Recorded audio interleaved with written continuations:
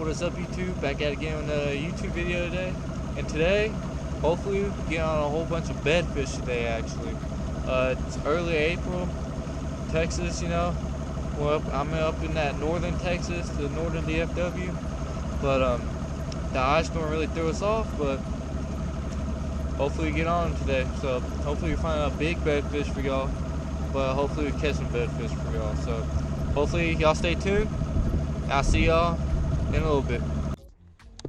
Alright guys, been fishing for about 40 minutes. Haven't caught anything yet. Haven't got a bite yet. But I went up into this little creek and I found probably a 4-pounder on a bed. So switched up from that brush hog to this little white little baby race crawl. It got on a little bit too big of a little hook, but it's a 4-aught. It's a 4-aught worm hook with a 1/8 ounce weight on it, tungsten.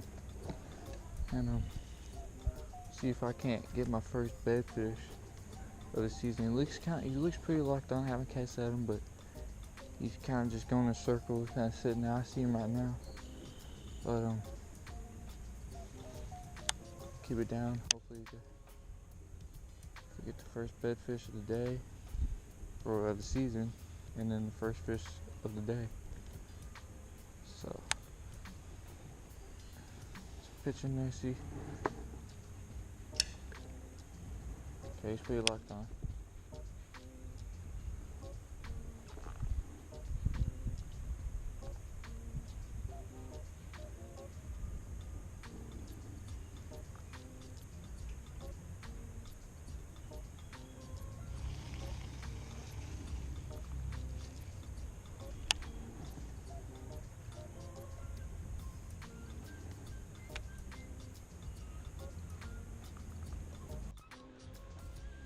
One way to tell if a bass is gonna bite and not gonna bite, one, if you pitch in there and they stay in there, and if there's a real tight circle, like a foot, 2 foot like radius around the circle, or if they're circling real tight, then that fish is locked on, and it's just gonna take a little bit for that fish to bite. But I mean, if they're circling and they come out real far, or you pitch in there and then they don't come back for a few minutes, then that fish, you probably wouldn't even want to waste your time on that fish, because that fish is not locked on.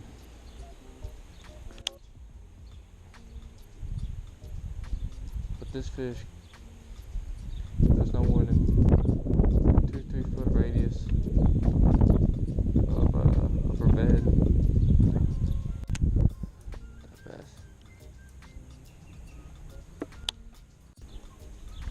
Can't really get to bite anything, or I can't really.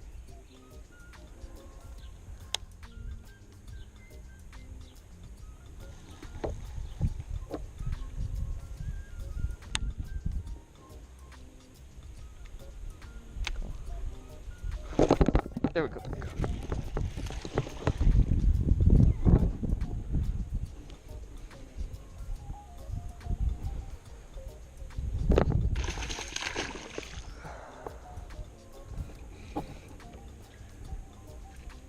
That's a good one right there.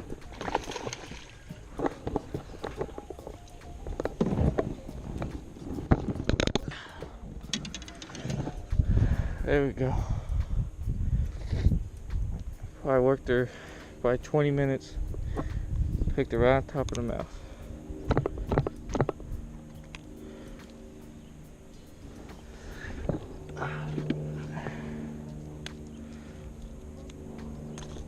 Guys, this is probably about 4 pounds. I worked that bedfish over and over, and she just kept on moving about 2 feet just around that circle. This actually might be a male. Got a smaller mouth, doesn't really have fat belly. Definitely know there's gonna be a big female spawning with her soon.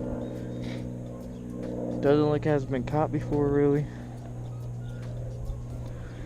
Good bass right there. I just kept on flipping and flipping and flipping, and then she wouldn't, or he, she. I think it's a male, but doesn't have a real fat belly. But I just kept on flipping her in there, and then every time I try to work it on the bottom, she just wouldn't want to eat it. But so I kept on rubbing it against her back. What I mean by that is that every time I pitched in there, I would let that 3, 4, 6. I just kept on flipping that craw in there, and I just kept on flipping that craw in there, and then I'll run that craw along his back and try to get right from his mouth, so it could be like a reaction bite. And I finally got it to react, and then I hit it right there on the side of his mouth, and I saw him open up and bite it, set the hook, and then that's how I got him. Good colors on him. Not a red tail yet, but just moved up, so let's release her.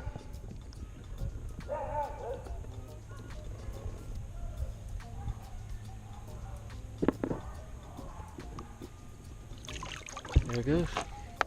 Probably can go right back to his bed. First bedfish of the season. Super stoked about that. Heck, we had an ice storm down here in Texas, and we haven't caught any. I haven't seen any bass like on beds, and I mean it's early April. We usually see them mid-March and everything, but finally kept on working that bass for about 20-30 minutes. Finally got him. But if that's a male, there's gonna be a pretty big female with him soon, so you're gonna have to come back and try and see if there's a female with her next day or coming up soon. But first bedfish of 2021, first fish of the day, 346. So I'm gonna keep working my way down up in here, see if I can't catch anything else, but it's a good fish. So stay tuned, and hopefully we find that bedfish or I catch another fish. So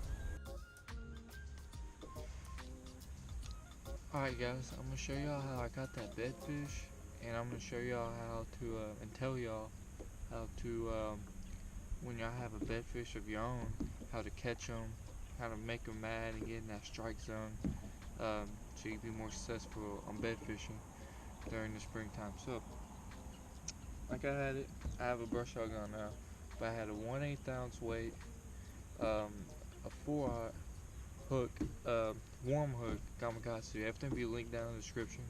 But I probably could have went to a 3/0. 4/0 was a little big for that that baby rage crawl. I had it in the white. The water's a little muddy or stained, if you want to call that.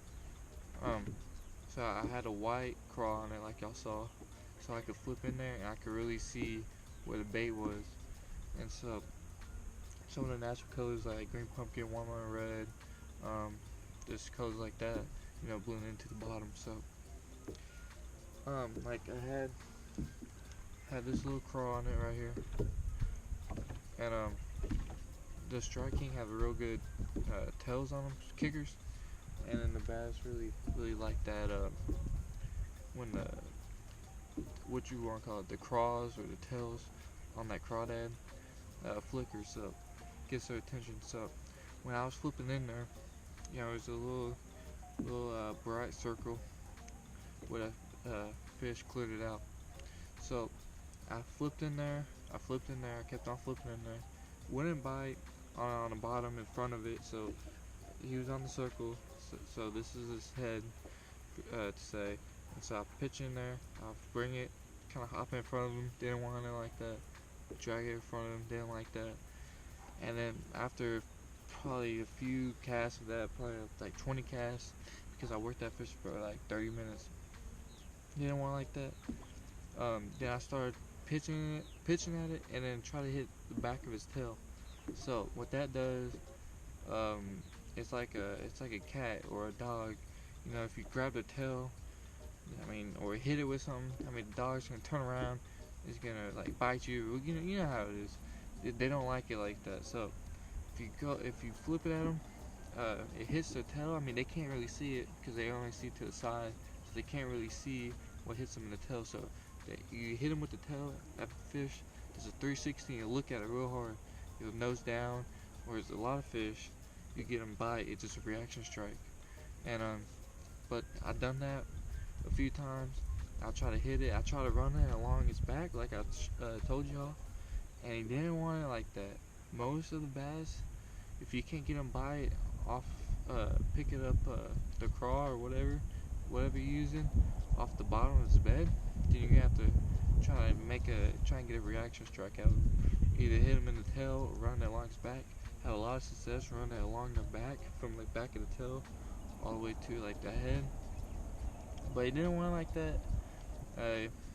He was stubborn, but so I flipped in there about 10 times, and then the fish was facing this way, and I would just bring it, and I would just kind of just drag it where the bait is barely off the bottom, and it would try to hit him right there in the mouth, right down the side of the head. And what that does is it's a reaction bite. The fish gets tired of you hitting it in the head. Like any person, you don't want to be hit in the head 10, 15 times. So I finally dragged it, hit him in the head.